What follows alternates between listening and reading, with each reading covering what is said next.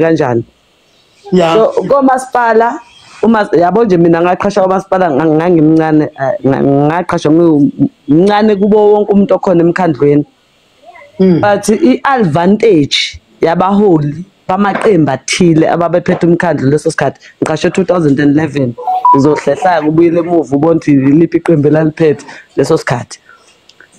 Banalento yokuthi uma ufika emsebenzini babe nalento yokuthi siyakuncikisela ukuthi uma ungakwenzi ukuthi uzophuma ngegate abaholi.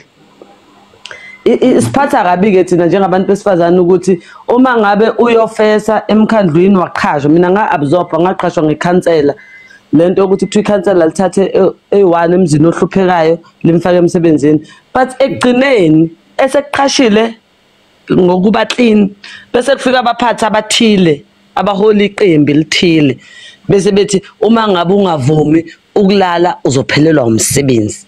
Ibhlungu. Uyabona nje mina lo muntu engimshoyo ukuthi wena wathi ungavumi ukulala uzophelelwa umsebenzi. Yeah, ukhona. Into angidina ngayo bhuti uMbovu wafika wabhrika la ekhaya egate-ini ngemoto. Ushadile lo mlisi.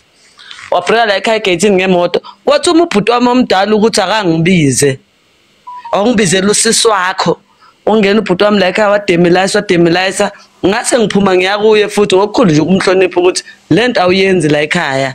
Awukwenzi lokho mina ubhuti wami ngiyamrespect wathi ngoba phela wena uyamphakela kusho umholi othile kwangiphatha kabi kwangiphatha ukuthi umbhuti wami uthi akangibize ngoba naku ngisebenza kamasipala uma ngabe ngingavumi ukuphuma mina ngizophelelwa umsebenzi kusho ukuthi ubhuti bami ngeke badle kusho ukuthi ngoba naku ngiyabaphakela obhuti ngenxa ngiqhashwe ngoba ngihlupheka sekumele ngi-understand. Hayi webhuti uMbovu ngiyeza kuleyo kamasipala noma uyikhansela uyini njengamanje uyi-politician umasipala hayi eNyukhasela useThekwini kodwa umakhelwane wami ngiyacabanga ukuthi ukhona la ku-live uzobona ngizokutshela ekugcineni ubani because anginayo lento yokuthi imfihlo bhuti uMbovu lento iyasihlukumeza ekugcineni kubonakala ngazuthi kamasipala ungene ngoba naku ulalile ngenxa yokuthi ama-politician athile anamandla phezu kwethu ayakwazi ukuzobhrika emakithi IFP uku-DA kwi-ANC angezi ukufihla lokho uyi-ANC so kuyasilimaza bhuti uMbovu mina kimi kwaba yiqhwala lokuthi uma fika lento ayenza yangilimaza umndebele yangilimaza ngalendlela yokuthi angikwazanga uku-understand ukuthi akahloniphi mina ezintombazane noma akahloniphi obhuti bami because kunento ethi mina ekhaya ngiyintombazane ngingedwa abafana abawu7 so ngiphakathi kwabo lapho you have to respect ukuthi ngumbali mina futhi umama indlela angikhulise ngayo futhi ulungisele but sabantu besilisa eSouth Africa siyaxolisa kakhulu indlela ayiphatha ngayo yakhombisa ubulwane siyabelieve ukuthi kubona bonke abantu besilisa abanapha ngaphandle kuyashelwa amadoda futhi nendlela oyiphatha ngayo angazi awuvanga umthathele inyathela ayithi usho umafika Mndebele azange nanokuthi umakhelwane wami mina sakhelene bhuti uMbovu yezo but angali ukuthi kuyashela fine singasho sithi uyashela but awunali ilungelo bhuti uMbovu lokuthi mawushela mina bese ungahloniphi obhuti bami. The only thing engilwa nayo ukuthi kusasa uma ngabe omakhelwane sebethuka mina bethi vele nina nalala kuze ningene emkhandlweni vele obvious bazovumelana naleyo nto because iyabhrika la i-double cap athuma ubhuti wami athi akangibize usithathaphi isibindi sokuthuma ubhuti wami uthi akangibize iyasilima yabona nje bhuti uMbovu ngikutshela mina into eyi-1 la eSadini ngike ngathuka ngaleyo nto kuthiwa wena vele kuzungene kamasipala walala just because ngoba yena wafika nama-bodyguard wame egate-ini wathuma ubhuti wami kwamele ngiphume for ukuhlonipha umfethu ukuthi vele usethumelile angithi uyayibona webhuti uMbovu mina ngithanda nabantu abanemali ngibalekela lokuthi umuntu onemali uyibone ngcono kunawe mina I rather take iphare emgaqweni ukuthi sikhulisane then ukuthatha umuntu onemali. uthema iyenza lento yakhe yangilimaza emoyeni yangilimaza emoyeni ndithi angikwazi ukurequesta ngani ngiyarequesta naye la ngekhona ku live ukuthi ngifuna ukumtshela no asingaqambelana amanga abahloniphi abantu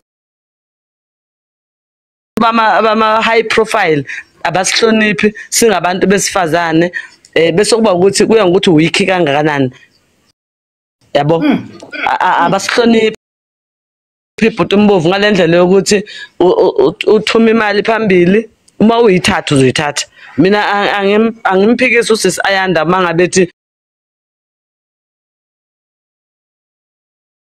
yabo mina emsebenzini ngisebenzela umasipala mina emsebenzini there's a time la engangishelwa khona umphathi wami oyengiphethe ku department that time but ngaba nayo lento ukuthi ngizomhlonipha kanjani uma sengimaze ngunu because angeke ngisakwazi ukuhlonipha laba bangaphansi kwakhe but umbovu mina nje indaba kaNC angihloniphi ngenxa yokuthi I know abantu bakhona ukuthi they use ukuthi nginani iyaslimaza but ngicela ukuthi insolo ezenziwe against ubaba uMafika Mndebele sizomdlulisela lezi insolo sithi yakeza azoziphendulela ngoba iyangiphatha kabi but umbovu futhi ngisho bekuthiwa uyafisa ukuziphendulela ngiyayizonda into ayenza but angimzondi yena ezumakhelwane wami because sakhelene sila estradini siwani ngizonda indlela ayengi approacha ngayo wonke umuntu wesilisa uyashela wonke umuntu wesilisa uyashela wonke umuntu wesilisa unelungelo lokushela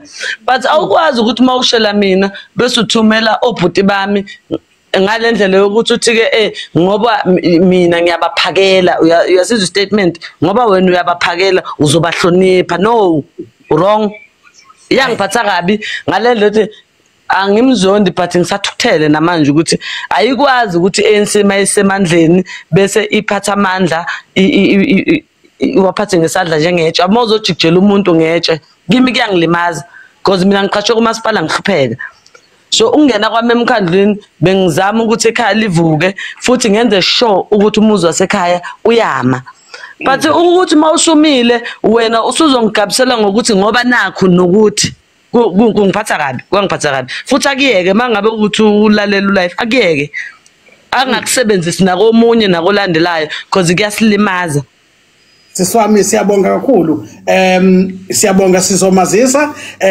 sithina ikuzofaneka iphendulele insolo ezithinta igama lakhe siyabonga kakhulu siwuclinic governance sisinozi isiqhamazi wakho okugcina sisinonkululeko okugcina samukela ulwazi B naye asho azokusho mase uyasivalela sisu Ayanda Zulu bakwethu sinesikhulumi sethu ebese silindele ngo7 naso sesilinde sazi sacikeka siyacela sisinozi into phaqaphaqa sanibona ninjani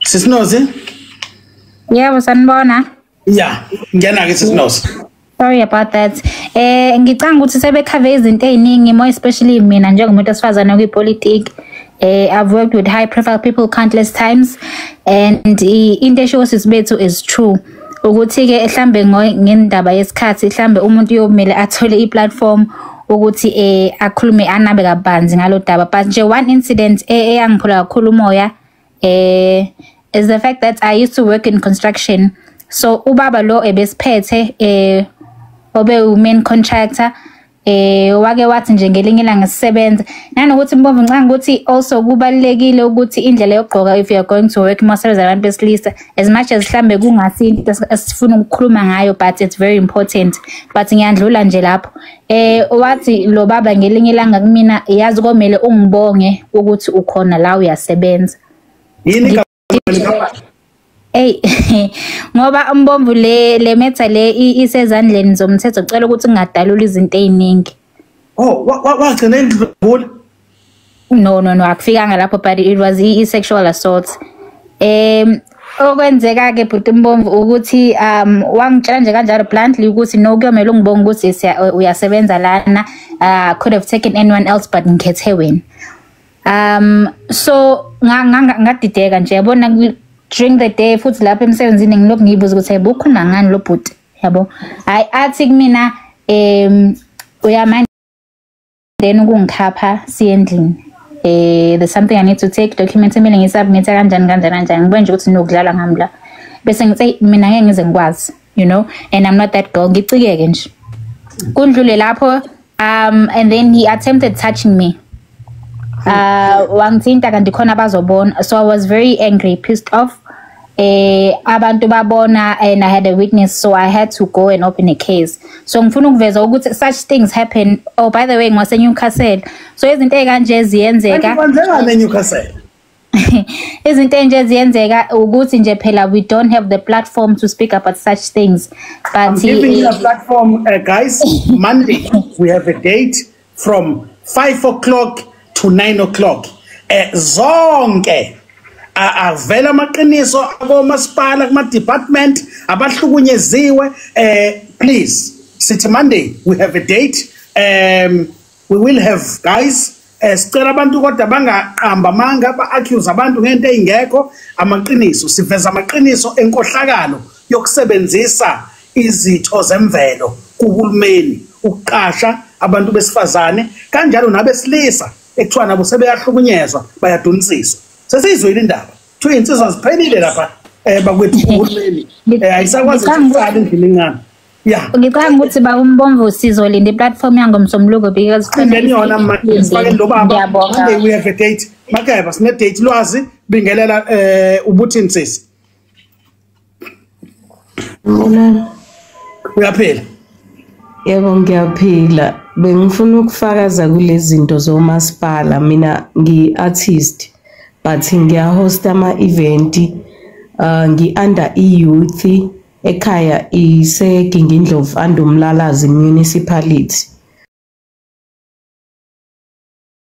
So mina since ngingahlala emakhaya ngihlala eGoli bengisaseThekwini ngithi ngizama ukusiza umphakathi ne-youth le enama-talent yabo. Ngifake iproposal kamasipala bayibambe bangithembise zonke izinto. uMlalazi municipality waseshowe. Okay. Ubaba thizeni lo ngengimusho.